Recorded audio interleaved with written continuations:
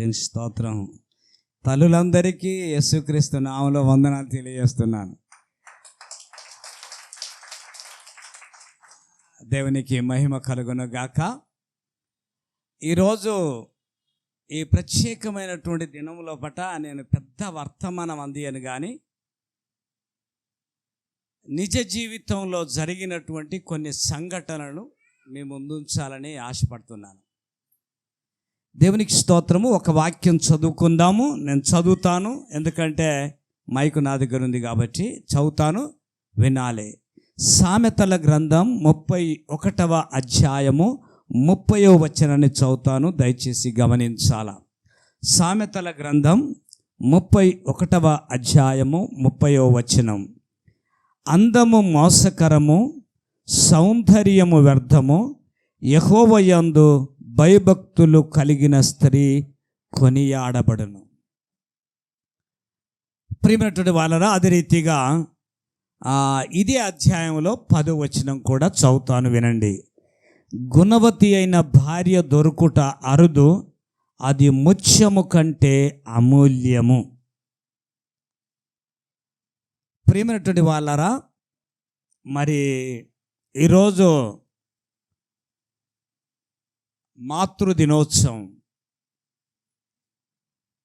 సృష్టిలోపట స్త్రీ లేకపోతే జీవము లేదు.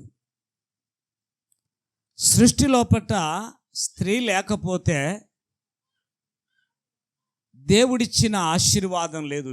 దేవుడు పరలోకం నుంచి మానవాల్ని ప్రేమించి మొట్టమొదట ఇచ్చిన ఆశీర్వాదం ఏంటంటే, ఆది కాండం 1వ అధ్యాయం 28వ వచనం ఏమంటే, మీరు ఫలించి అభివృద్ధి పొంది విస్తరించి దాన్ని లోపరుచుకొనిడి.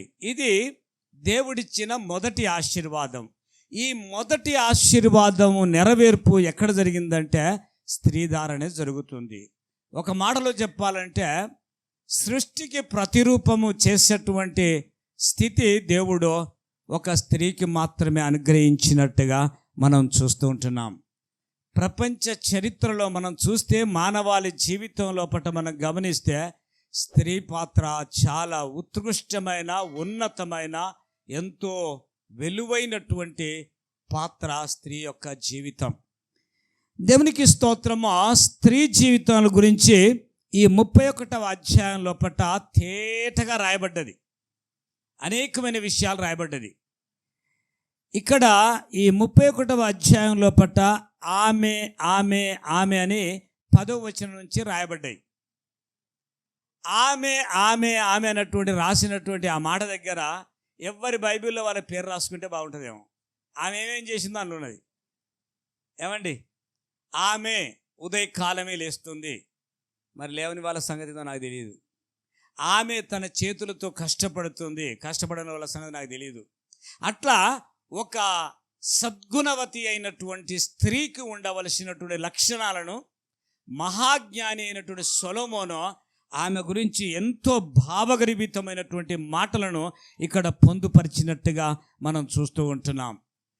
ఏ స్త్రీ అయితే బాధ్యత కలిగి, ఏ స్త్రీ అయితే దేవుని యొక్క వాక్యానుసారంగా జీవిస్తుందో ఆ స్త్రీ ఆ కుటుంబంలో ఉండటము ఆ కుటుంబానికి ఒక పెద్ద ఆశీర్వాదం.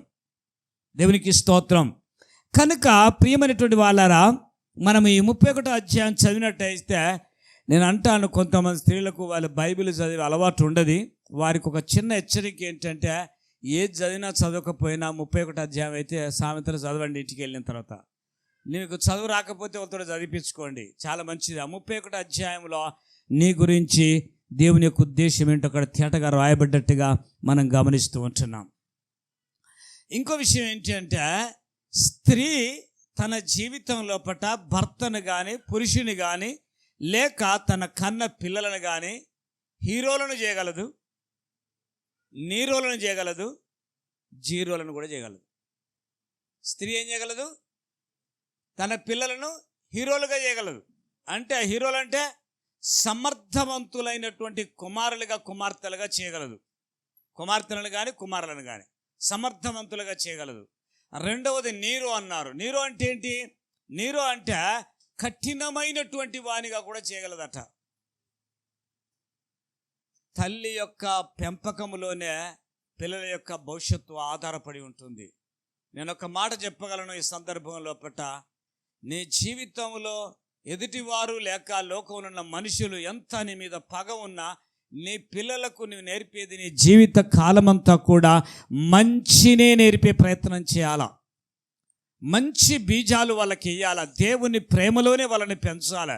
కరుణలో, కృపలో, దేవుని ప్రేమలో పెంచితే వాళ్ళు మనమిచ్చే ఆస్తిపాస్తుల కన్నా దేవుడిచ్చే ఆశీర్వాదాలను వాళ్ళు సొంతం చేసుకునేటువంటి వాళ్ళై ఉంటారు. కాబట్టి నీ పిల్లలకు మంచి నేర్పే తల్లిగానే ఉండాలని మనవి చేస్తుంటున్నాను.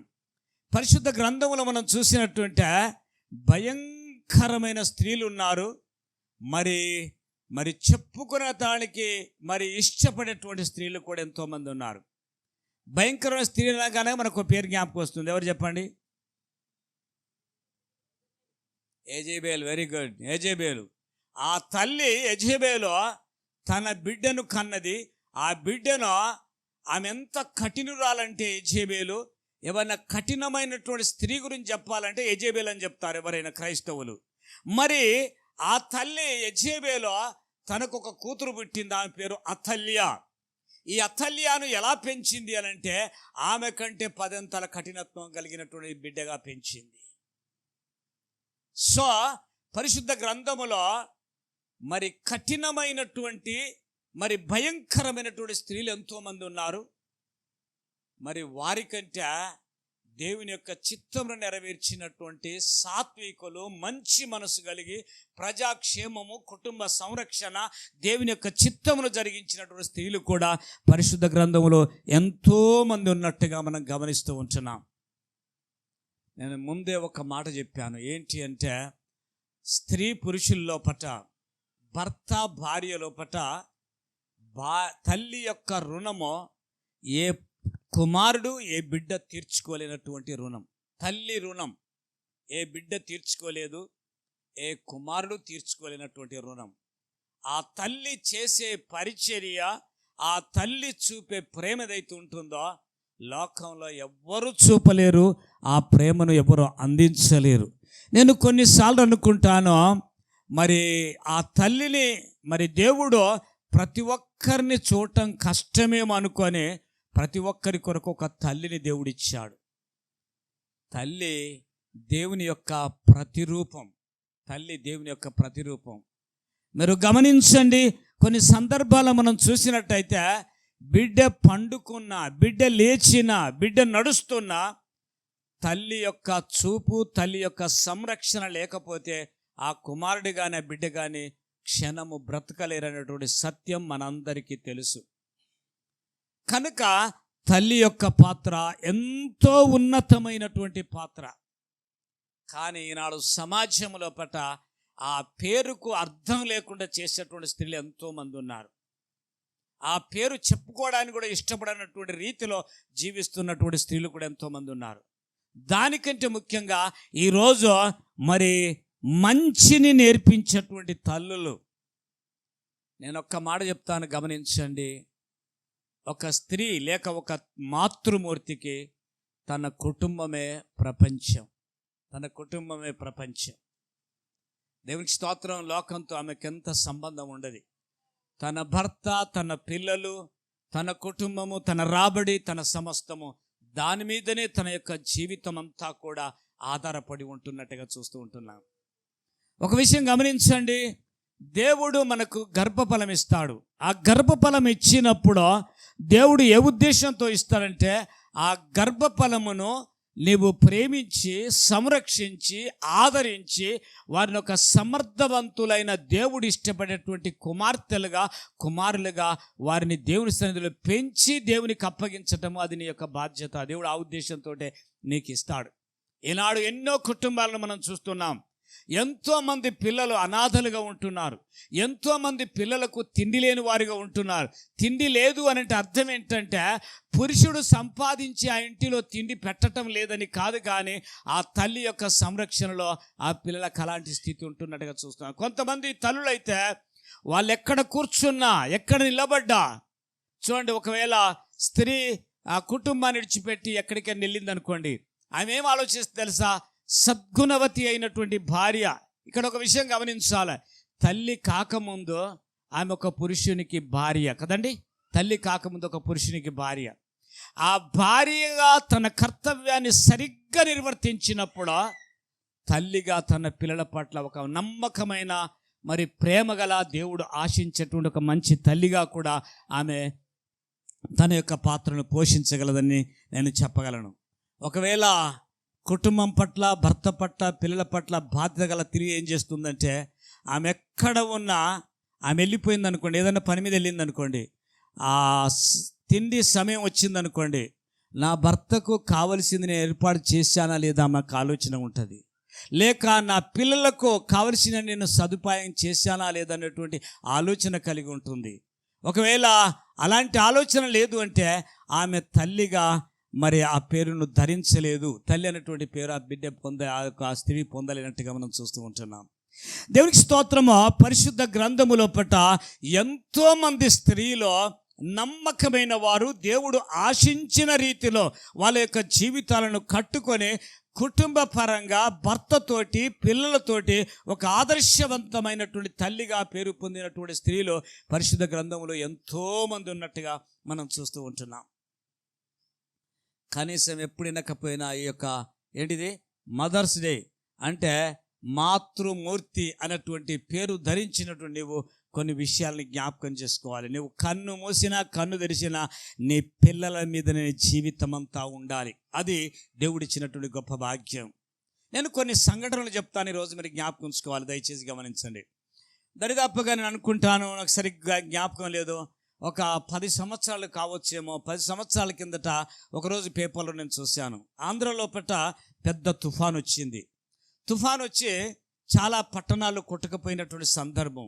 ఆ సందర్భం లోపల నేను ఒక నిజంగా జరిగినటువంటి సంఘటనను పేపర్లో చదివాను. ఆ రోజు ఏమనుందంటే, ఒక పూరు గుడిసె, తల్లి ప్రేమకు నిదర్శనం. ఒక పూరి గుడిసె. పూరి గుడిసెలో ఏముంటుంది, మధ్యలో ఒక కర్ర ఉంటుంది కదా, కర్ర నాటుతారు, నాటి చుట్టుపక్కల నుంచి వెళ్ళి కర్రలు వేసేసి గుడిసేస్తారు. అయితే ఆ తుఫాను లోపల నీళ్ళ ప్రవాహం వస్తుంది. నీళ్ళ ప్రవాహం వస్తున్నప్పుడు ఏమైంది అంటే, ఇంత ఇంత ఇంత ఇంత ఇంత ముందుగా మోకాళ్ళ మందం వచ్చింది ప్రవాహం, తర్వాత నడుముల వరకు వచ్చింది. ఆ తర్వాత ఇక్కడికి వచ్చిన తర్వాత భర్త ఏం చేశాడు, వాళ్ళకు 3 పిల్లలు. ఒకడు 7 సంవత్సరాల బాబు, ఆ తర్వాత 5 సంవత్సరాల పాప ఏముంది, ఆ తర్వాత 6 నెలల పాప. అయితే భర్త ఏం చేశాడు, ఆ మధ్యలో నాటినటువంటి కర్ర మీదకి వెళ్ళి పైకి ఎక్కి గుడిసె మీద కూర్చున్నాడు. ప్రవాహం ఇంత ఇంత ఇంత ఎక్కువ అవుతుంటే పిల్ల ఏం చేశాడు, భర్త మీద ఉండేశాడు, కుమారుని పైకి లాక్కున్నాడు. రెండవది 5 సంవత్సరాల పాపను పైకి లాక్కున్నాడు. అప్పటికి ప్రవాహం ఎక్కువైపోయింది, ఇక్కడి వరకు వచ్చింది. కింద తల్లి ఉన్నది, 6 నెలల పాప ఉన్నది. ఈ కట్టె మీదకి వెళ్ళి పైకి ఎక్కాలని ఆ మనిషి లావు ఉన్నది, తల్లి లావు ఉన్నది. రెండవది సంఖలో పిల్లు ఉన్నది. ఆ ఒకటే కర్ర కదా, ఏం ఆధారం ఉండదు కదా మధ్యలో ఎక్కడానికి, ఏమి కాలు పెట్టడానికి ఏమైనా ఉండాలి, ఏమి ఉండదు కదా. ఆ స్ట్రేట్గా ఉన్నటువంటి కర్రను పట్టుకొని ఆమె ఎక్కుతుంది, కిందికి జారుతుంది, ఎక్కుతుంది, కిందికి జారుతుంది. ప్రవాహం ఎక్కువైపోయి ఇక్కడి వరకు నీళ్ళు వస్తే ఆ తల్లి ఏం చేసిందంటే, ఈ బిడ్డను ఒక చేతితో పైకి లేపింది, ఒక చేతితో కర్ర పట్టుకున్నది. జాగ్రత్తగా గమనించండి. మీదున్న భర్త ఒక మాట అన్నాడు, ఏమన్నాడంటే, మనం బ్రతికుంటే ఇలాంటి పిల్లలను కంటాం, ఆ పిల్లల్ని నీళ్ళు పడేసి నువ్వు పైకెక్కుమన్నాడు భర్త. పిల్లను నువ్వేమాత్రం ఆలస్యం చేసినా, ఆ పాప గురించి నువ్వు ఆలోచిస్తే నువ్వు చనిపోతావు కనుక, ఇప్పుడు సంఖలో పాప ఉంది, ఆ పాప నీళ్ళు ఎక్కువైతే ఏం చేసిందంటే, ఇక్కడి వరకు నీళ్ళు వస్తే ఈ చేతితోటి పైకి లేపింది, భుజం మీద పెట్టుకున్నది. ఇంకొకే చేతితో ఎలా ఎక్కగలుగుతుంది, ఎక్కలేదు. కాబట్టి భర్త ఏమన్నాడంటే, నువ్వు ఇంకేమాత్రం ఆలస్యం చేసినా చనిపోతావు కనుక మనకు దేవుడు ఆయుష్ ఇచ్చి అలాంటి బిడ్డను కంటాం, పాపని నీళ్ళలో వదిలిపెట్టన్నది. ఆ సంఘటన చదివిన తర్వాత నేను చాలా రోజులు చాలా బాధపడ్డాను. బిడ్డ యొక్క విలువ తల్లికే తెలుసు, తండ్రి కంటే ఎక్కువగా. ఆ తల్లి ఏమన్నదంటే 6 నెలల పాప. ఎవరిని నమ్ముతుంది? తల్లిని నమ్ముతుంది, తండ్రిని నమ్ముతుంది. మనమే నీటిలో పడేస్తే ఆ బిడ్డకు రక్షణ ఎవరు అని చెప్పేసి ఏం చేసిందంటే ఆ బిడ్డతో పాటు తల్లి చనిపోవడానికి నిర్ణయించుకుంది, కానీ బ్రతకడానికి నిర్ణయించుకోలేదు. ప్రవాహం ఎక్కువ వచ్చేసింది. ఆ నీళ్ళలో తల్లి బిడ్డ కొట్టుకొని పోయింది. అది తల్లి ప్రేమ. పురుషులో తల్లి ప్రేమించినంత ఏ పురుషుడు బిడ్డలను ప్రేమించలేడు. ఇది నగ్న సత్యం. దేవునికి స్తోత్రము. అందుకే ఆ తల్లి చనిపోయింది, భర్త 2 పిల్లలు మాత్రం పైనున్నారు, వాళ్ళు బ్రతికారు. ఆ సంఘటన చదివిన తర్వాత తల్లి యొక్క ప్రేమ ఏంటిదో నేను చాలా సందర్భాల్లో గమనిస్తూ ఆలోచిస్తూ ఉంటాను. ఇక్కడ ఒక మాట మనం జ్ఞాపకం చేసుకోవాలి. యెజెబెలు లాంటి తల్లులుంటే ఎవరు జ్ఞాపకం చేసుకోరు. పిల్లలు కానీ సమర్పణ త్యాగంతో ఉన్నటువంటి ప్రతి తల్లి అన్నటువంటి మాట జ్ఞాపకం రాగానే ప్రతి హృదయం లోపట ఆనందం, సంతోషం కలుగుతుంది. దేవుని స్తోత్రం. ఏ తల్లి అయినా తన పిల్లలను పెంచే సందర్భం లోపట ఎన్నో బాధలను అనుభవిస్తుంది. పురుషుడు హాయిగా రాత్రి పడుకుంటాడు చిన్న పాపలు ఉన్నప్పుడు. మరి పురుషుడు బండి అనుకున్నట్టుగా తల్లి పండుకొని నడుస్తుందా? ఎన్నిసార్లు వేస్తుందా పాప? ఎన్నిసార్లు వేస్తాడు ఆ బాబు? ఏమండి కదా? అంటే ఆ బాబు కోసం, ఆ పాప కోసం పురుషుడు నిద్రపోతాడు, కానీ తండ్రి నిద్రపోతాడు, కానీ తల్లి నిద్రపోదు. ఎన్నో సందర్భాల్లో పట్ట రాత్రుల్లో తమ కోపిక లేకపోయినా, ఎంత కష్టమైనా, ఎంత లేవలేని స్థితిలో ఉన్న తల్లి ఎన్నిసార్లు ఆ బిడ్డ కొరకు లేక ఆ కుమారుని కొరకు లేస్తుందో మనకందరికీ తెలుసు. దేవునికి స్తోత్రము. కనుక మాతృమూర్తి, దేవునికి స్తోత్రము. ఆమె రుణమును ఎవ్వరూ తీర్చుకోలేనటువంటి రుణం. నేను ఇక్కడున్నాను కాబట్టి చెప్పలేను, కానీ కొన్ని మాటలు ఎలాగుంటాయంటే ఆమె ఆ పిల్లల కొరకు ఎంత త్యాగం చేస్తుందంటే అది వర్ణించడానికి వీల్లేనటువంటి త్యాగాన్ని ఆ బిడ్డ అందిస్తుంది. ఆమె సుఖం చూసుకోదు, ఆమె సంతోషం చూసుకోదు, ఆమె నిద్ర చూసుకోదు, ఆమె మేలు చూసుకోదు, కానీ కన్నటువంటి పిల్లల పట్ల ఆమె ఆలోచన ఏంటంటే నేను కొంచెం కష్టపడితే నా కుమారుడు లేక నా బిడ్డలు సుఖపడతారని చెప్పేసి ఓపిక లేని స్థితిలో కూడా ఆ తల్లి వాళ్ళని ప్రేమిస్తున్నట్టుగా మనం గమనిస్తూ ఉంటున్నాం. దేవుని నామానికి మహిమ కలుగును గాక. తల్లి పాత్ర ఉత్కృష్టమైన పాత్ర. అందుకే ఈ యొక్క వాక్య భాగంలో ఏమంటాడు జ్ఞాని అయిన సొలొమోను ఏమంటాడంటే ఆమె బిడ్డలు, ఆమె కుమారులేసి అమ్మా నువ్వు ధన్యురాలవు, ఘనురాలవు అని చెప్పేసి ఆ తల్లిని బట్టి కుమారులు కుమార్తెలు పొగుడుతున్నట్టుగా మనం గమనిస్తూ ఉంటున్నాం. నేను ఒక మాట చెప్తాను.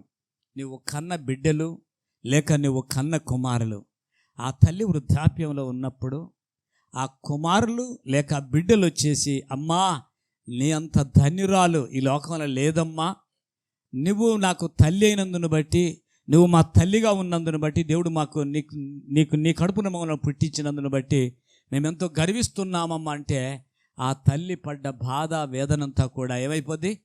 మటుమాయమైపోద్ది. దేవుని నామానికి స్తోత్రాలు. కనుక తల్లి పాత్ర చాలా ఉన్నతమైనటువంటి పాత్ర. ఆ రుణాన్ని ఎవరు కూడా తీర్చుకోలేరు. దేవునికి స్తోత్రము. ఒక సందర్భం లోపట కుమారుడు, ఆ తల్లి కుమారుని కన్నది, కుమారుని చదివించింది, ఉన్నతమైన స్థితికి వచ్చాడు, మంచి సంపాదన ఉన్నది, మంచి ఉద్యోగంలో ఉన్నటువంటి కుమారుడు అమ్మ దగ్గరికి వచ్చి ఒక మాట అన్నాడట.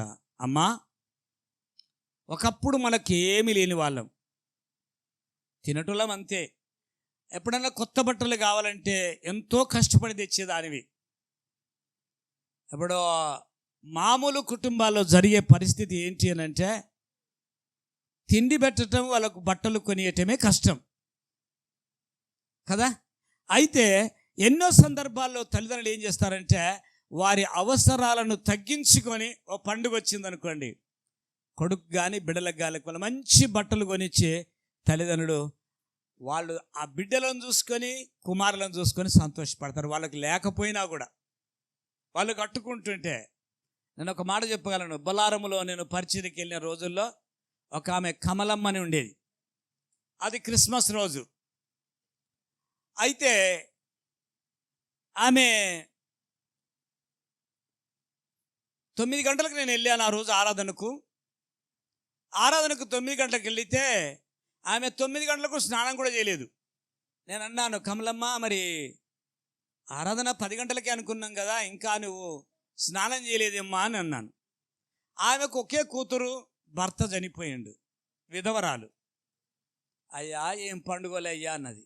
ఎందుకమ్మా అని చెప్పేసి అంటే, అయ్యా నాకు ఎవరున్నారు ఈ లోకంలో, ఒకతే బిడ్డ కదా, ఆ బిడ్డకు రమ్మని చెప్పానయ్యా, అల్లుడు బిడ్డను రమ్మంటే రాలేదయ్యా, నాకేం పండుగ అయ్యా అని చెప్పేసి వచ్చి కూర్చున్నది. 10 గంటలకు ఆరాధన, 9 గంటలకు వచ్చి కూర్చున్నది.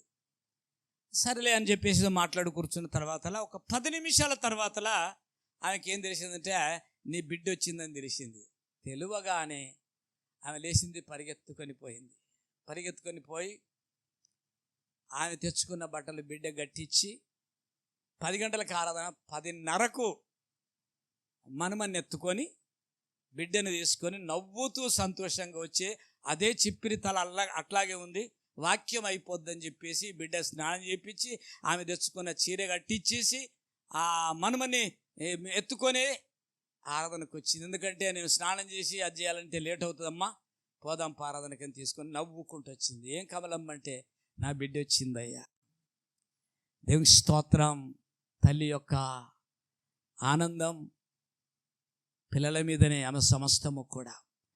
దేవునికి స్తోత్రము. గమనించాలా, మరి బిడ్డలను పెంచి పిల్లలను పెద్ద చేసిన తర్వాత కుమారుడు ఒకరోజు అన్నాడట తల్లితోటి, అమ్మ మనకు ఒకప్పుడైతే అంది పొందనటువంటి జీవితం, తినడానికి ఉండేది కాదు, కప్పుకోవడానికి ఉండేది కాదు, దేవుడు నన్ను దీవించాడు, లక్షలు సంపాదిస్తున్నాను, అమ్మ నువ్వేం కోరుకుంటే తీసుకొస్తాను అని చెప్పేసి తల్లి దగ్గరికి వచ్చిందట. అన్నాడట. వచ్చి అమ్మ ఏం అడుగుతావు అడగమ్మ నేను తెస్తానన్నట. అంటే కుమారుడు అనుకున్నాడు బంగారం అడుగుతుంది, వెండి అడుగుతుంది, ఏదో అడుగుతుంది అనుకున్నా. అని ఏమి ఇస్తావయ్యా అన్నాడట. అమ్మ నువ్వేం అడుగుతావు అడగమ్మా, నేను నెలకు 1,00,000 సంపాదిస్తాను, నువ్వేమంటే అది తెచ్చిస్తాను. అంటే ఒక పట్టు చీర అడుగుతాదేమో, 5 తులాల బంగారం అడుగుతాదేమో అని చెప్పేసి కుమారుడు అనుకున్నాడు. అనుకున్న తర్వాతలా, అయ్యా నువ్వు అభివృద్ధి చెందిన తర్వాత నన్ను జ్ఞాపకం ఉంచుకున్నావు, చాలే బిడ్డ అన్నదట. లేదమ్మా అట్లా కాదు, నువ్వు ఏదన్నా ఒకటి అడగాల్సింది అన్నాడంటే ఆమె అన్నదట, ఏం నాకు వద్దు కానీ బిడ్డ ఒక పని చేయన్నదట. ఏంటంటే ఒక వారం రోజులు మన ఇద్దరం ఒక దగ్గర పడుకుందాం బిడ్డ అన్నదట. ఒక వారం రోజులు ఎప్పుడో చిన్నప్పుడు కదా, చిన్న దగ్గర పడుకునేవాడివి, ఇప్పుడు 20 ఏళ్ళు అయిపోయింది నువ్వు వెళ్ళిపోయి బిడ్డ, కాబట్టి నా పక్కలో నువ్వు ఒక వారం రోజులు పడుకో బిడ్డ అన్నదట. దాంట్లో ఏముందమ్మా, అరే నువ్వు బంగారం అడుగుతావు అనుకున్నాను, అది అడుగుతావు అనుకున్నాను, నువ్వు అంటున్న వారం రోజులు ఇద్దరం ఒక దగ్గర పడుకుందాం అంటే మంచిది నాన్న, మంచిదమ్మా అని చెప్పేసి ఆయనకు ఒక మంచి ఆయన ఇంటికి తీసుకెళ్ళాడు. మంచి బెడ్, ఇద్దరు తల్లి కుమారులు పడుకున్నారు. పడుకున్నాక నిద్రలోకి వెళ్ళిపోయారు. నిద్రలోకి వెళ్ళిపోయినాక తల్లి అన్నది, నాయనా ధూపు అవుతుంది బిడ్డ, కొన్ని నీళ్ళు తీసుకురా అన్నదట. అనగానే మంచి నిద్రలో ఉన్నాడు కొడుకు. సరేలే అని చెప్పేసి అమ్మని వెళ్ళి అమ్మన్నది కానీ వెళ్ళిందట. వెళ్ళాడట. వెళ్ళి నీళ్ళు తీసుకొచ్చి ఇచ్చాడు. నీళ్ళు తీసుకొచ్చిన తర్వాత ఏం చేసింది, మళ్ళీ ఒక 15-20 నిమిషాలు అయిపోయిన తర్వాత అన్నదట, బిడ్డ ఎందుకో దప్పిక అవుతుందిరా, ధూప తిరలేదు, నీళ్ళు తీసుకురా బిడ్డ అని మళ్ళీ 15 నిమిషాల తర్వాత అన్నదట. మొదటిసారి సంతోషంగా లేచాడు, రెండోసారి అరే ఏంది అనుకున్నాడు కానీ ఏమనలేదు. పోయిండు, నీళ్ళు తీసుకొచ్చి ఇచ్చాడు. తాగిన తర్వాత మళ్ళీ పడుకున్నాక అరగంటకు మంచి నిద్రలో పోయిండు కొడుకు. పోయిన తర్వాత మళ్ళీ తట్టి కొడుకుని లేపి బాగా దగ్గుతూ నాయనా కొన్ని నీళ్ళే బిడ్డ అన్నదట. అనగానే ఏంటమ్మా మూడోసారి అన్నట. ఏంటి మంచి నిద్రలో ఇది అని చెప్పేసి అనుకుంటూ పోయిండు. మూడోసారి నీళ్ళు తీసుకొచ్చి ఇచ్చిన తర్వాత మళ్ళీ 4వసారి గంట తర్వాత మళ్ళీ లేపిందట. బిడ్డ ఎందుకో మరి నేను ఆలస్యంగా తిన్నాను రా, ధూప ఆగుతలేదు, మరి నాకేమో ఆ మీద తీసుకొని రావటానికి చేత కాదు బిడ్డ అని మళ్ళీ 4వసారి లేపితే కసురుకుంటా వెళ్ళిండట. నీళ్ళు తీసుకొచ్చి ఇచ్చిందట. ఆ కసురుకుంటూ వచ్చి నీళ్ళు తీసుకొచ్చి ఇచ్చిన తర్వాత ఆమె కొన్ని దాగి ఏం చేసిందట, సగం గ్లాస్ నీళ్ళు కింద ఒలికిపోయాట. కింద ఒలికిపోగానే అన్నాడట, అమ్మా ఏంటి నువ్వు బుద్ధి లేని పనులు చేస్తావు, పడకంతా తడిపావు, ఎట్లా పడుకుంటావమ్మా అని చెప్పేసి కసురుకున్నాడట. కసురుకున్న తర్వాతలా ఇంకా కాసేపు అయిన 4 గంటలు అయిందట. 4 గంటలు అయిన తర్వాతలా లేచి కూర్చున్న తర్వాత అన్నదట, ఏమ్మా పడుకోవటం లేదు అని చెప్పేసి అన్నదట. అయ్యా నిద్ర రావట్లేదయ్యా అని చెప్పేసి అని అన్నదట. నీళ్ళు తాగాలనిపిస్తుంది బిడ్డ అని మళ్ళీ అన్నదట. అన్నప్పుడు నీకన్నా బుద్ధి లేదా అని చెప్పేసి ఒక బాటలు నింపుకొచ్చి పెట్టిందట. బాటలు నింపుకొచ్చి పెడితే ఏం చేసిందట, తాగుతూ తాగుతూ చేయి జారి ఆ బాటలు మొత్తం బెడ్ మీద నీళ్ళు పోయింది. ఇంకా లేచి కసురుకోండట. కసురుకొని తల్లిని తిట్టాడట. బుద్ధి లేకుండా సరిపోయా, కిందన పడుకోవాలి కదా, ఇప్పుడు ఈ బెడ్ మీద నీళ్ళు పోసావు, పాడు చేసావు అట్టిటని తిట్టింటే. అప్పుడు తల్లి లేచి నవ్విందట. చూడు బిడ్డ, నేను ఒక్కరోజు నీ దగ్గర పడుకుంటే ఇంత కసురుకున్నావు. నువ్వు చిన్నవాడిగా ఉన్నప్పుడు ఎన్నిసార్లు నువ్వు టాయిలెట్ పోసావు, ఎన్నిసార్లు టాయిలెట్ పోసావు. నా పడక దరిచిన దినములు ఎన్నో ఉన్నాయి. నువ్వు ఒంటెలకు పోస్తే కదా, నువ్వు టాయిలెట్ పోతే పడకంతా నానితే అదే పడకలో పడుకొని నీకు పాలిచ్చిన బిడ్డ. ఎన్ని రాత్రుల్లో వణుకుతూ పడుకున్నాను అన్నప్పుడు అన్నదట తల్లి. తల్లి ప్రేమకు మారుగా నీ జీవితం అంతా సంపాదించిందంతా నాకు ఇచ్చినా సరిపోదురా అన్నదట. ఏమిస్తావురా నువ్వు నాకు అన్నదట. దేవునికి స్తోత్రము. కనుక ప్రియమైనటువంటి వాళ్ళారా, తల్లి తన పిల్లల కోసం చేసే పరిచర్యకు లెక్క కట్టలేము. ఇంకో విషయం మీకు తెలుసో తెలియదో, ఎంతమంది తెలుసో తెలియదో నాకు తెలియదు, కానీ దేవుని నామానికి స్తోత్రాలు. ఒక 3 విషయాలు జ్ఞాపకం చేస్తాను. వాక్యం చదువుతాను, చదివితే మంచిదేమో. ఆదికాండం 3వ అధ్యాయము 20వ వచనం.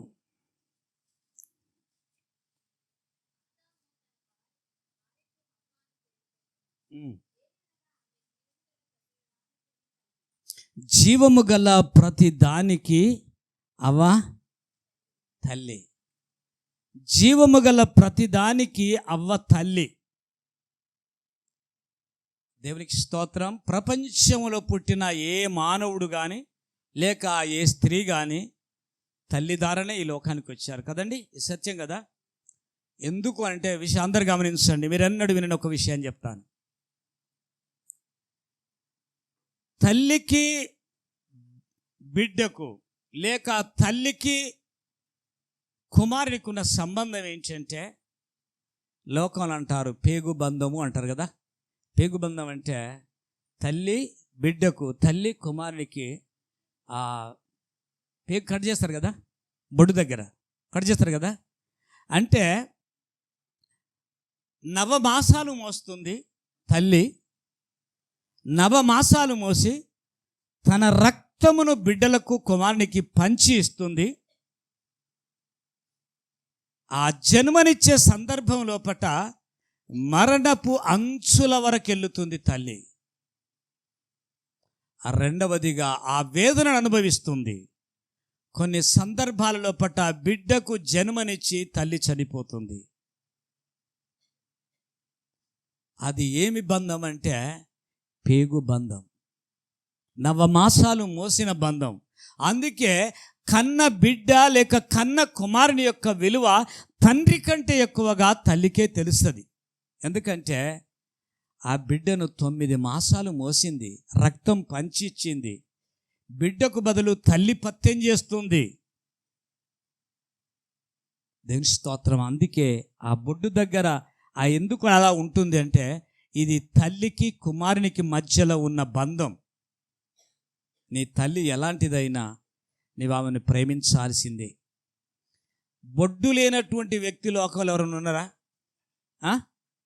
చెప్పండి, ఎవరైనా ఉన్నారా? బొడ్డు లేని వ్యక్తి ఉన్నారా? ఉన్నారు, ఒక వ్యక్తి ఉన్నారు. అదే మీకు తెలియదని చెప్తున్నాను. ఆదాముకు బొడ్డు లేదు.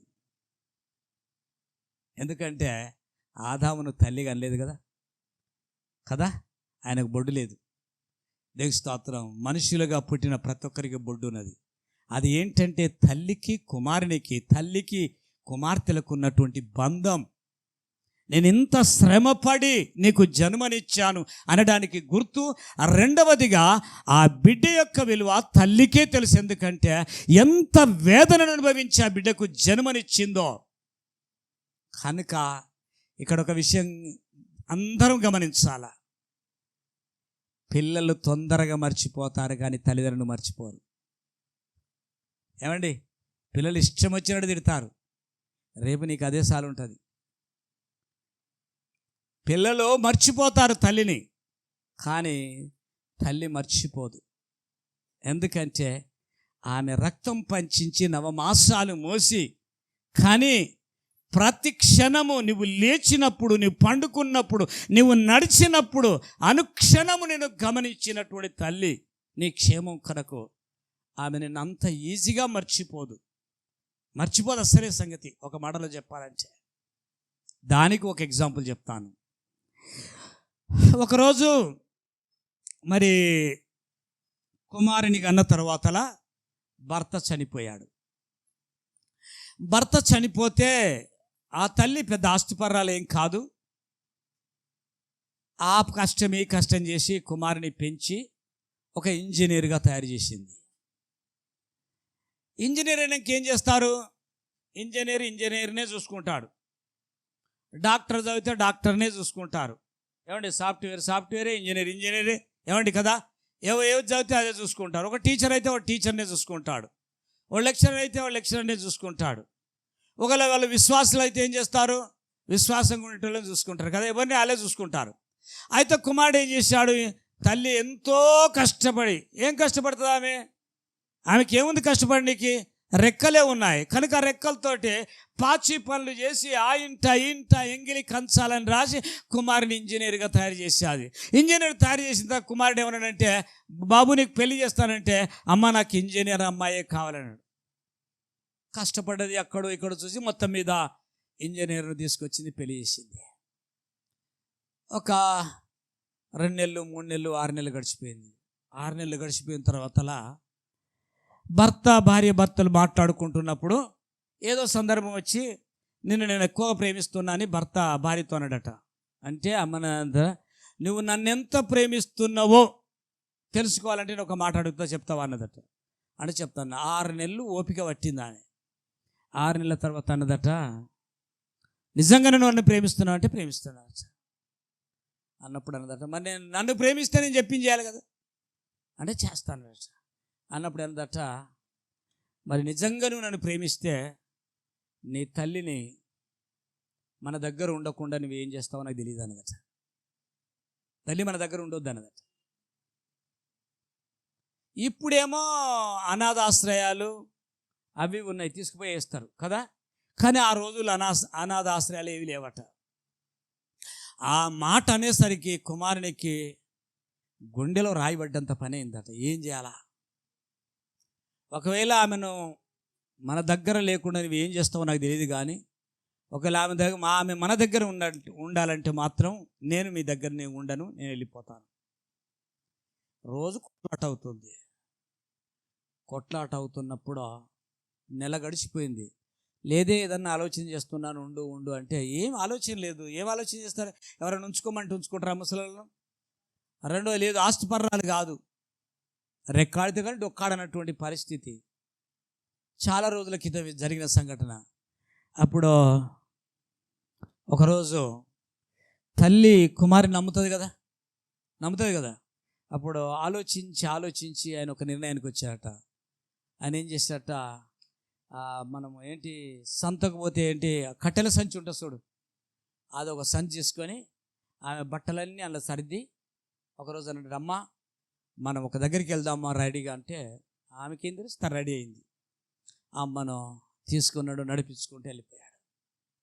ఎక్కడికి వెళ్ళిపోయాడంటే ఒక అడవిలోనికి తీసుకెళ్ళిండట. భయంకరమైన అడవిలోనికి తీసుకెళ్ళి ఒక మంచి చెట్టు చూసి ఆ చెట్టు కింద తల్లిని కూర్చోబెట్టి అమ్మ నేను ఇప్పుడే వస్తాను అని చెప్పేసి కుమారుడు వెళ్ళిపోయాడు. మరి కుమారుడు ఈ మధ్యలో వాట్సాప్లో కూడా చాలా చూస్తున్నాం మనం. రైల్వే స్టేషన్లో కూర్చుండబెట్టి తల్లిని, మార్కెట్ కూర్చుని వెళ్ళిపోయిన కుమారుల గురించి ఎన్నో సంఘటనలు మనం చూస్తుంటున్నాం. ఆ రీతిగా ఆ కుమారుడు తీసుకెళ్ళి ఒక చెట్టు అడవిలో తీసుకెళ్ళి ఆ చెట్టు కింద కూర్చోబెట్టి, అమ్మ నేను ఇప్పుడే వస్తాను, నీళ్ళు తీసుకొస్తాను ఏదో చెప్పాడు. వెళ్ళి వచ్చేసాడు, ఇంటికి వచ్చేసాడు. అది భయంకరమైన అడవి. ఆమె కూర్చుంటే లేవది, లేస్తే కూర్చోదు. ఇంకా మరి భార్య అన్నదట, నేను నీతో ఉండాలంటే నువ్వు ఈ పని చేయి, లేకపోతే మాత్రం నేను వెళ్ళిపోతాను.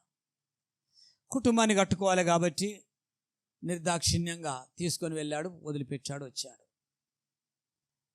నేను ఒక మాట అనగలను. చాలామంది ఏమంటారంటే బిడ్డలు చాలా ప్రేమిస్తారు తల్లిదండ్రులను, కానీ కుమారులు ప్రేమించరు అని అంటారు. అది 100% తప్పు. కుమారులు బిడ్డల కంటే కూడా ఎక్కువ ప్రేమించే వాళ్ళు ఉన్నారు తల్లిదండ్రులను. ఎందుకంటే ఆ తల్లిదండ్రులు ఎట్లా పెంచారో, ఏ రీతిగా శ్రమ పడ్డారో ఆ కుమారులు చూస్తారు కనుక వాళ్లకు మనసు ఉంటుంది. దేవునికి స్తోత్రం. బిడ్డలంతా ఏడవకపోవచ్చేమో, కానీ అంతకంటే ఎక్కువ ఉంటుంది తల్లిదండ్రుల మీద. మరి కుమారుడు వచ్చాడు, ఆ రాత్రి నిద్రపట్టలేదు, రాత్రి అంతా వాడు అలాగే ఉన్నాడు. ఒకప్పుడు నేను లేవలేని స్థితిలో ఉన్నప్పుడు నా తల్లి ఎత్తుకొని తిరిగింది. ఆమె అర్ధాకలితో కడుపు నింపుకుంటూ నన్ను పోషించింది. మరి నిర్దాక్షిణ్యంగా అడవిలో వదిలిపెట్టి వచ్చాను. ఏమి తిన్నదో నా అమ్మను, ఏం చేసిందో ఆ రాత్రంతా నిద్రపోలేదు. మళ్ళీ తెల్లారి పరిగెత్తుకొని వెళ్ళాడు, భార్యకి చెప్పకుండా వెళ్ళాడు. వెళితే ఆ తల్లి చూసింది, నడవలేదు, నిలబడలేదు, మూర్ఛపోయిందో ఏదో మొత్తం మీద పడుకున్నది. పడుకున్న తర్వాత అలా ఇతడు మరి వృద్ధాప్యంలో ఉంది, జ్ఞాపక శక్తి లేదు ఆమెకు. వేరే బట్టలు వేసుకున్నాడు. కొడుకు వెళ్ళాడు, వెళ్ళి ఆ తల్లి దగ్గరికి వెళ్ళాడుగా, అమ్మా ఈడెందుకున్నావు అని అంటే అన్నదట, అయ్యా నా కొడుకుడా కూర్చోమని చెప్పాడు, కూర్చున్నాను. మరి వచ్చాడా నీ కొడుకు అంటే, అయ్యా రాలేదు అని అన్నదట. తల్లి అన్నదట, మరి ఏమి చేయాలనుకుంటున్నావు అని చెప్పేసి అంటే, ఏమో నేనేం చేసేది ఉంది కానీ నేను ఎప్పుడో చచ్చిపోయేదాన్ని, కానీ నా కొడుకు అడవిలో నుంచి వెళ్ళిపోయిండో, వాడు పోయేటప్పుడు ఏ జంతువు ఏమన్నా చేసిందో నా కొడుకుని ఏం చేసిందో తెలియదు అయ్యా. ఒకవేళ నా కొడుకు బతికుంటే వచ్చేవాడే, నా కొడుకు మరి ఇల్లు చేరిండో లేదో, లేకపోతే ఎక్కడికి పోయిండో, మరి ఇంతవరకు రాలేదు, నా కొడుకు ఏమన్నా అయిందో ఏమని చెప్పి తల్లి ఏడుస్తుందట కొడుకు కోసం. ఆ స్థితిలో కూడా ఏమండి, కొడుకు మోసం చేసిండు అన్న సంగతి తెలియక ఆ రాత్రంతా తిండి లేదు, నిద్ర లేదు, నీళ్ళు లేవు ఆ తల్లికి. మరి మంచి వృద్ధాప్యంలో ఉన్నటువంటి తల్లి, కానీ ఆమె ఆలోచన ఏంటంటే, నా కొడుకు నన్ను వదిలిపెట్టి వెళ్ళాడు, కానీ నా కొడుకు రాలేదు అంటే ఈ అడవిలో ఏదైనా జంతువు తిన్నదా, లేక ఏదైనా అపాయం జరిగిందా నా కొడుకు అని ఆలోచిస్తున్నానయ్యా అన్నదట. అనగానే కొడుకు తల్లి కాళ్ళ మీద పడి ఏడ్చి, బాగా ఏడ్చాడట. ఏడ్చి అమ్మా నేనే నమ్మానన్నాడు. అనగానే తల్లి ఒకసారి ముఖం చూసి చనిపోయిందట. దేవునికి స్తోత్రమో. తల్లి ప్రేమ మరి అందుకే నేను అనుకుంటాను ఏమంటే, ఆలు రాసినప్పుడు మొట్టమొదటిగా రాసే అక్షరం ఏంటి? ఆ. అమ్మ అంటే 2 పెదవులు కలుస్తాయి, నాన్న అంటే 2 పెదవులు విడిపోతాయి. ఈ బంధము శాశ్వతమైనటువంటి బంధం. నేను అనుకుంటాను దేవుని యొక్క ప్రేమంతా తల్లిలో పోసి పిల్లలను వాళ్ళకి ఇస్తాడు దేవుడు. ఎందుకంటే ఆ ప్రేమ లేకపోతే ఆ తల్లి ఆ బిడ్డలను పెంచలేదు. దేవుని నామానికి మహిమ కలుగును గాక. అందుకే జీవము గల ప్రతి దానికి అవ్వ తల్లి. ప్రపంచంలో ఉన్నటువంటి పురుషులు కానీ స్త్రీలు కానీ వీళ్ళందరినీ ఒక తల్లి కని ఆమె సంరక్షణలో పెంచబడ్డటువంటి సంతానమే లోకంలో ఉన్నటువంటి ప్రతి మనుష్యులు.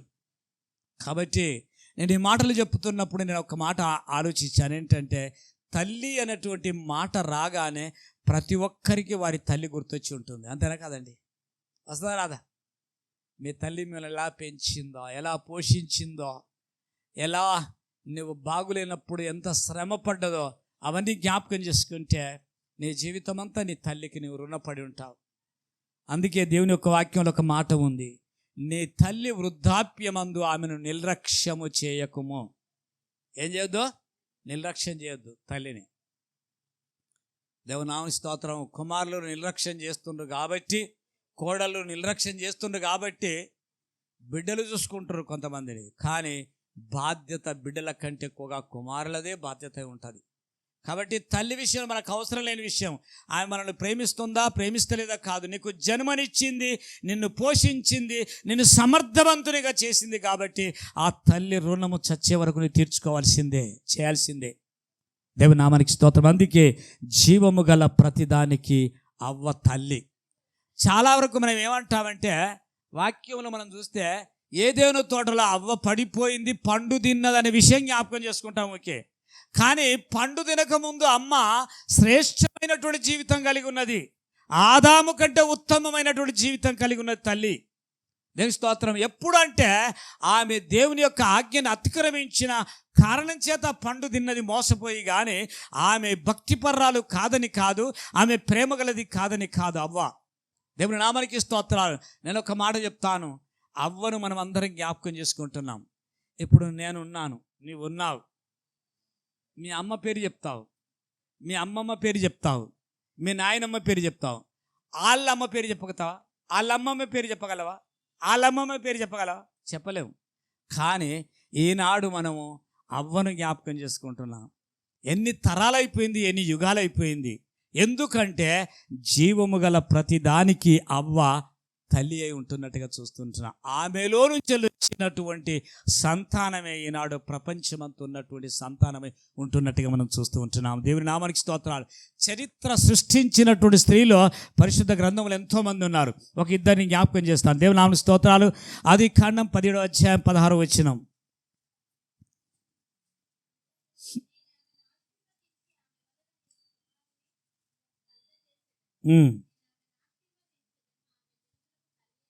ఆమె జనములకు తల్లి అయి ఉండును.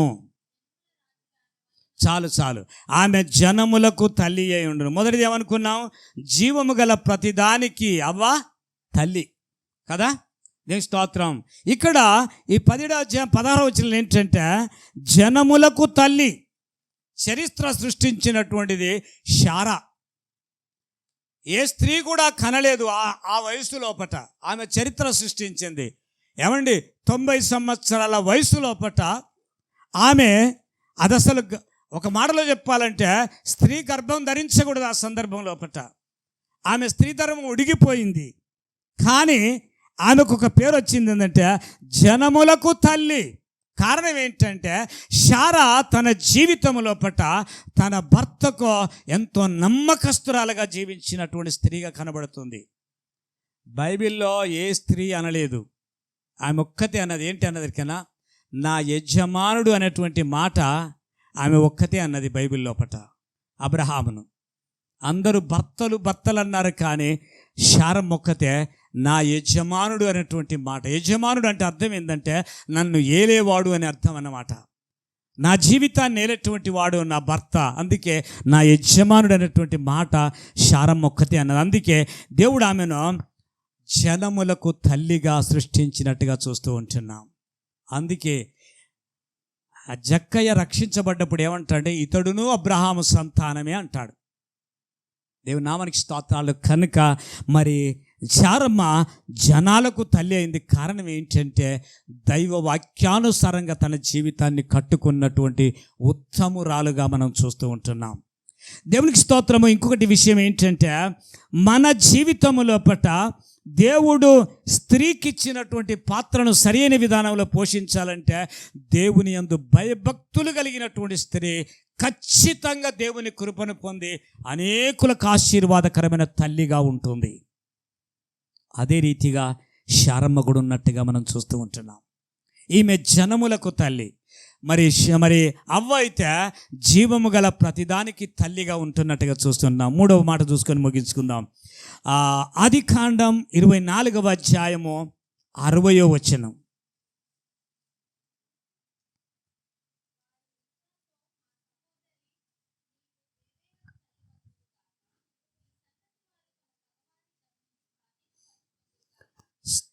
స్తోత్రము. ఇస్సాకు ఎలియాజరు భార్యను తీసుకురావడానికి వెళ్ళాడు. రిబ్కా ఆ బావి దగ్గర దొరికింది, వాళ్ళ ఇంటికి వెళ్ళాడు. వాళ్లకు మనసు కుదిరింది, రిబ్కాను పంపించడానికి ఇష్టపడ్డాడు. ఎలియాజరుతో పంపించడానికి ఇష్టపడ్డప్పుడు ఆ కుటుంబీకులు ఆమెకు పెట్టిన పేరేంటంటే, అమ్మ నువ్వు వేవేలకు తల్లివవుదువుగాక. హల్లెలూయా. నువ్వు వేవేలకు తల్లివవుదువుగాక. నీ శత్రువుల గవినిని నీ సంతానము స్వాధీనం చేసుకుంటారు. ఎవరు వాళ్ళు? ప్రస్తుతం ఉన్నటువంటి ఇజ్రాయేలీయులు, యూదులు. దేవునికి స్తోత్రము. ఆ బిడ్డను ఇంటి నుంచి అన్నదమ్ములు, తల్లిదండ్రులు ఏమని దీవిస్తున్నారంటే, అమ్మా ఆమెన్నది రిబ్కా ఏమన్నదంటే, ఈ పురుషునితో నువ్వు పోతావా అంటే, నేను వెళుతాను అన్నది. వెళుతాను అన్నప్పుడు ఆ కుటుంబీకులు రిబ్కాను దీవిస్తున్నారు. ఏమని దీవిస్తున్నారంటే, నువ్వు వేవేలకు తల్లి అవుదువు గాక అన్నారు. ఆమె అయిందా వేవేలకు తల్లి? వేవేలకు తల్లి కాలేదు, లక్షలకు తల్లి అయింది. దేవునికి స్తోత్రం. చరిత్ర సృష్టించింది. మీకు ఎంతమందికి తెలుసో నాకు తెలియదు, కానీ ఇస్రాయేల్ దేశం యొక్క పాపులేషన్ ఎంతో తెలుసా మీకు? Not even 1 crore.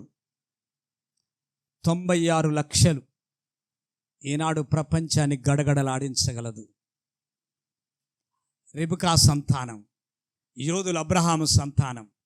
కారణం ఏంటంటే, పరలోకమందున్నటువంటి దేవుని దీవెన పొందింది రిబ్కా.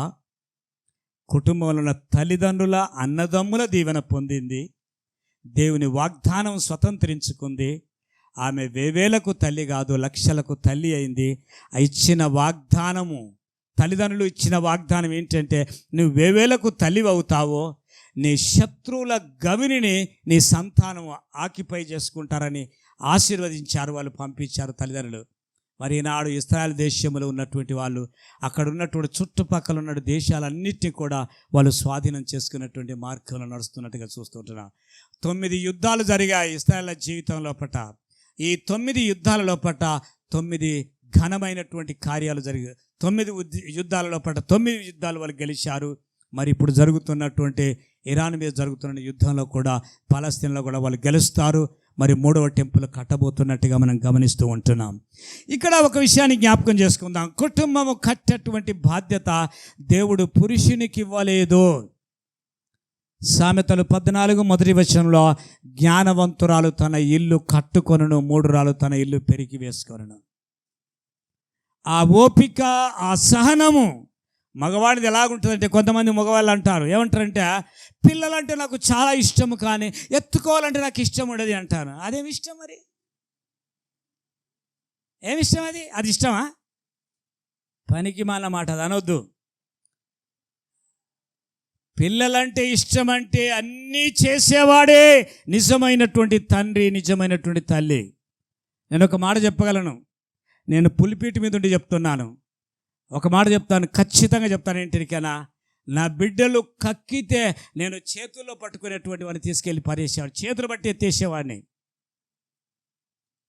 దేవుని నామానికి స్తోత్రాలని ఒక మాట చెప్తాను. మన పిల్లలను కన్నప్పుడు వాళ్ళని ఎంతైతే ప్రేమించాలో, నువ్వు పైసలు పెట్టి కొనుక్కొచ్చేది అందరూ కొనుక్కొస్తారు, పైసలు పెట్టి కొనుక్కొస్తారు కాదు. ప్రేమించే విధానం, ఎత్తుకోవటం, వారిని ఆదరించడం, లాలించడం, పాలించడం. నువ్వు ఇప్పుడు చేయకపోతే, చిన్నపిల్లలు ఉండకపోతే, చిన్నప్పుడు చేయకపోతే ముసలిలో వెనక చేస్తావా? వాళ్ళు పెద్దగా నీ దగ్గరికి వస్తారా? చెప్పండి, రారు. నేను అప్పుడప్పుడు పోతున్నప్పుడు అనుకుంటాను, అట్లా పోతుంటే షోరూములలో మంచి ప్రాకులు కనబడతాయి అనుకో, అయ్యో నా బిడ్డ చిన్నగుంటి తీసుకోకపోతే తొలగించేవాడు అనుకుంటాను. దేవునికి స్తోత్రం. కానీ పిల్లలతోటే ఉండేవాడిని రాత్రనక పగలనక. ఎందుకు అనంటే, నాకు లేక 12 సంవత్సరాలకు దేవుడు ఇచ్చింది కనుక నా యాస అంతా నా పిల్లల మీదనే ఉండేది. ఎందుకంటే దేవుడు నన్ను ప్రేమించి చక్కటి బిడ్డలను, చక్కటి కొడుకులను ఇచ్చాడు.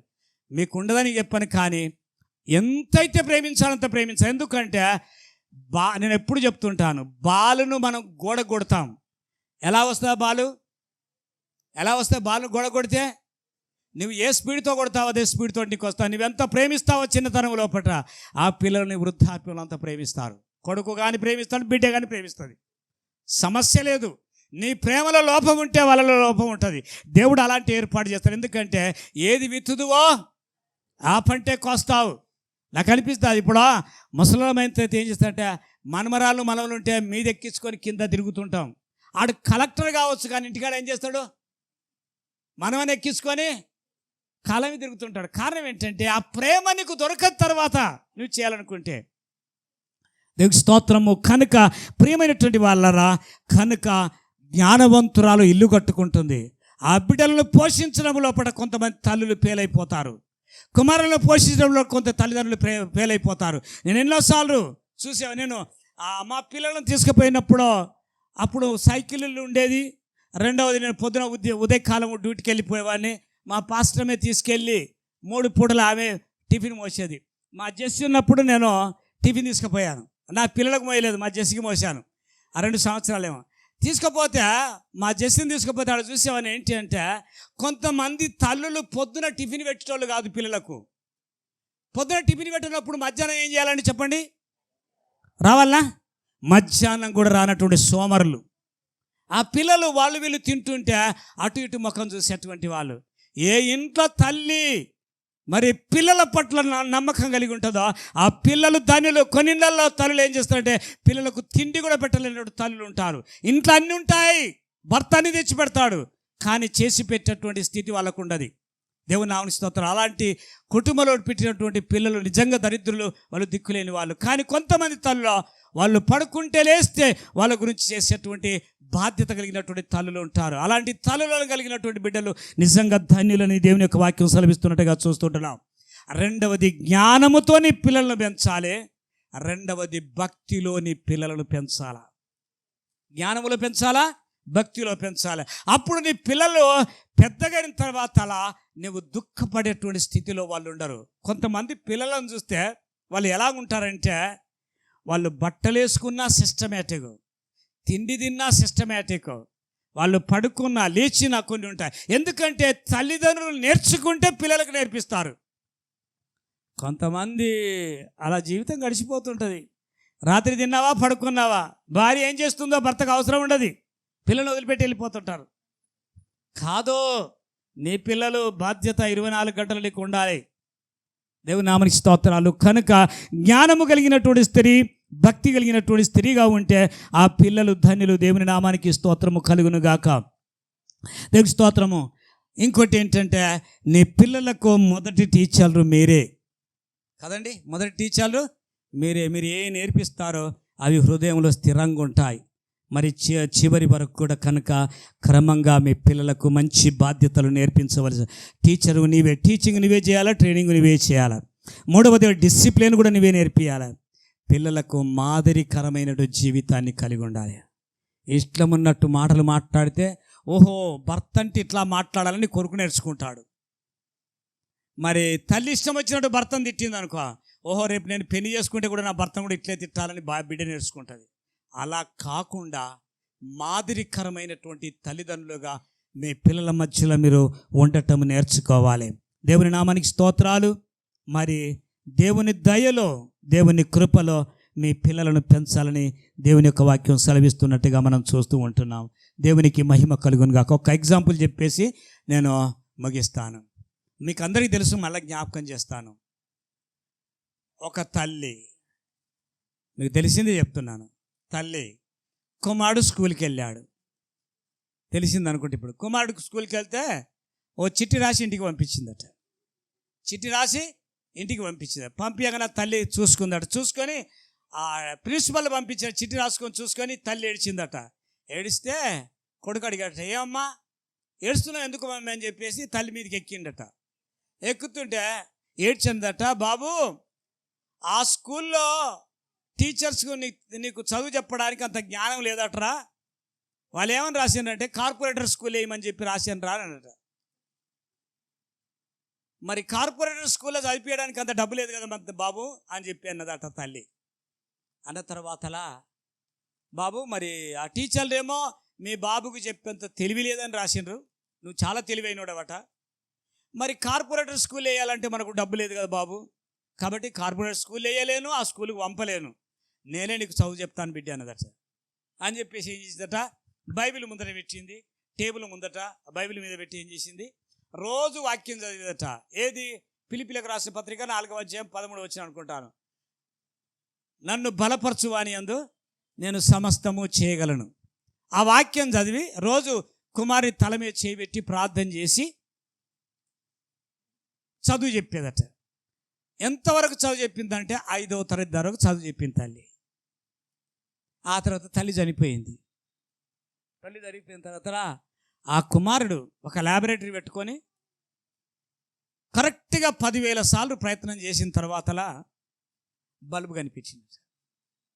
బల్బు కనిపెట్టినప్పుడు పెద్ద రివార్డ్స్, అవార్డ్స్, సన్మానాలు ఏవో ఉంటాయి కదా, అవన్నీ చేసిన తర్వాతలా పరిగెత్తుకొని ఇంటికి వచ్చిందట. ఇంటికి వచ్చి ఆ తల్లి ఫోటో తీసుకొని ఆ బీరువాలో తల్లి ఏ బైబిల్ అయితే ఓపెన్ చేసి కుమారునికి చదివిపించి ప్రతిరోజు ప్రార్థన చేసి చదువు చెప్పేదో ఆ బైబిల్ తీసినప్పుడు అందులో లెటర్ ఉందట. ఆ లెటర్ తీసి ఇలా చదివినప్పుడు అందులో ఉందట. వాళ్ళు ఏమని రాసిందంటే, your son is stupid, don't send school అని చెప్పి రాసిందట. నీ కుమారుడు పనికి మేల నా కొడుకు పంపకు అని చెప్పి రాసిందట. తల్లి ఏమన్నది, నువ్వు అందరికంటే తెలివైన వాడవటరా, వాళ్ళు నీకు చదువు చెప్పలేరట, కాబట్టి నేనే చెప్తాను బాబు అని చెప్పింది. దేవుని దగ్గర ఆమె ఏం ప్రార్థన చేసేదటంటే ప్రతిరోజు, అయ్యా ఇంత తెలివి తక్కువ అని నాకు ఎందుకు ఇచ్చావయ్యా అని చెప్పి, నువ్వు ఏమైనా చేయగలవు తండ్రి, నువ్వు ఉన్నది లేనట్టుగా లేనిది ఉన్నట్టుగా చేయగలవు, సమస్తం మార్చగలవు అని చెప్పేసి వాని తల మీద రోజు చేయిబెట్టి ప్రార్థన చేస్తాడట తల్లి. అయ్యా నా కొడుకు తెలివి లేనాడు, బతకలేడయ్యా వీడు, కాబట్టి వీనికి తెలివి ప్రభా అని చెప్పి ప్రార్థన చేసి చదువు చెప్పిందట. అతడే థామస్ ఎల్వాయిడ్. దేవుని నామానికి స్తోత్రాలు. అతను ఇచ్చిన సాక్ష్యం ఏంటంటే, నా తల్లి ద్వారా నేను బైబిల్ చదివాను, బైబిల్ నన్ను వెలిగిస్తే నేను ప్రపంచాన్ని వెలిగించాను. ఈనాడు బల్బు కనిపెట్టింది థామస్ ఎల్వాయిడ్. దేవుని నామానికి స్తోత్రాలు. పిల్లలు అందరూ ప్రయోజకులే, ఏ పిల్ల పనికి రానటువంటి వాళ్ళు కాదు, అందరూ తెలివైనటువంటి వాళ్ళే.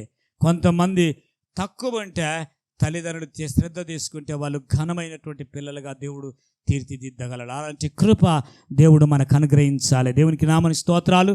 కనుక ఈ తల్లి పాత్ర చాలా ఉత్కృష్టమైన పాత్ర. మరి నీ పిల్లల యొక్క భవిష్యత్తు, వారు గొప్పవారు కావాలన్నా, పేదవారు కావాలన్నా, భక్తిపరులు కావాలన్నా, నువ్వు తిని పండుకుంటే గారు మోకాళ్ళ జీవితము కలిగి వారి ప్రతి క్షేమాన్ని, ప్రతి యోగక్షేమాన్ని ఆలోచిస్తూ వారి భవిష్యత్తు గురించి ఒక తల్లిగా, ఒక తండ్రిగా నీ బాధ్యత తీసుకుంటే ఒక ఆదర్శప్రాయమైన దేవుడు ఇష్టపడేటువంటి కుటుంబాన్ని నువ్వు కట్టుకునేటువంటి కృప దేవుడు నీకు అనుగ్రహిస్తాడు. దేవునికి మహిమ కలుగును గాక. కనుక ఈ మాతృ దినోత్సవ సందర్భంలో కొంతమంది నేను జ్ఞాపకం చేశాను. మరి జాన్ వెస్లీ తల్లి అట పిల్లలంతా పండుకున్నాక 17 మంది పిల్లలు ఏమనట, ప్రతి వాని తల మీద ప్రార్థన చేయి పెట్టి ప్రార్థన చేస్తుంటే రాత్రి 10 గంటలకు మొదలు పెడితే 5 గంటల వరకు ప్రార్థన చేసేదట. మరి ఆ తల్లి ఎప్పుడు నిద్రపోయేదో, ఎప్పుడు పనులు చేసుకునేదో, ఆ రీతిగా చేస్తే ఆ కుమారుడు ఎవరు, జాన్ వెస్లీ, ఇంగ్లాండ్ దేశాన్ని అంతా కదిలించేటువంటి ఒక గొప్ప ఉజ్జీవ సేవకుడిగా తయారైనట్టుగా చూస్తుంటున్నాం. నీ చేతిలో వజ్రాల్లాంటి పిల్లలను దేవుడు పెట్టాడు. నీవు పడలేదు శ్రమ, నువ్వు పడలేదు కాబట్టి నీ పిల్లలు చెడిపోయారు. నువ్వు పడితే నీ పిల్లలు ఎంతో ఉన్నతమైన స్థితిలో నువ్వు తీసుకొని రాగలవు. ఇక పెద్దగా పిల్లలు పెరిగిన తర్వాత నువ్వేం చేయలేవు వారు. కానీ పిల్లలు చిన్నగా ఉన్నటువంటి వారికి ఇది ఒక హెచ్చరిక, నీ పిల్లలను జాగ్రత్తగా పెంచడం నేర్చుకో. దేవునికి స్తోత్రం. ఎందుకంటే వాళ్ళెంతో భవిష్యత్తు కలిగినటువంటి బిడ్డలు, వాళ్ళు ఆశీర్వదించబడాలి, వర్ధిల్లాలంటే తల్లిదండ్రులు రాత్రి పగలు పిల్లల యొక్క క్షేమం కొరకు కష్టపడతావు, బాధపడతావు, శ్రమ పడతావు, నువ్వేం చేస్తావో తెలియదు. కానీ నీ పిల్లలు నీకంటే ఉన్నతమైన స్థితిలో ఉండేటువంటి ఆలోచన నువ్వు కలిగి ఉండాలి. దీనికి నేను ఒక మాట చెప్పి ముగిస్తాను. మొదటిగా నువ్వు కష్టపడాలా, రెండవది దేవుని కృప నీకు తోడుగా ఉండాలి. అంటే నువ్వు దేవుని సన్నిధిలో భక్తి కలిగినటువంటి వాడిగా ఉండి ప్రార్థిస్తే నీ పిల్లల్లో ఉన్నతమైన స్థితిలో దేవుడు వస్తాడు. ఈ యొక్క మరి మాతృ దినోత్సవ సందర్భంలో దేవుడు తల్లులందరినీ దీవించునుగాక. మీరు ఆదర్శప్రాయమైన రేపు నీవు చనిపోయినా లేవలేని స్థితికి వచ్చినా నీ కొడుకులు నీ బిడ్డలు నీ గురించి ఏం చెప్పాలంటే, మా తల్లి అంత ప్రార్థనా పర్రాలు లేదు, మా తండ్రి అంత కష్టపడేటువంటి వ్యక్తి లేడనేటువంటి మాట నీ బిడ్డలు నీ కుమారులు చెప్పగలిగితే నువ్వు ధన్యుడు, నువ్వు ధన్యురాలు. అలాంటి కృప దేవుడు మనకు అనుగ్రహించును గాక.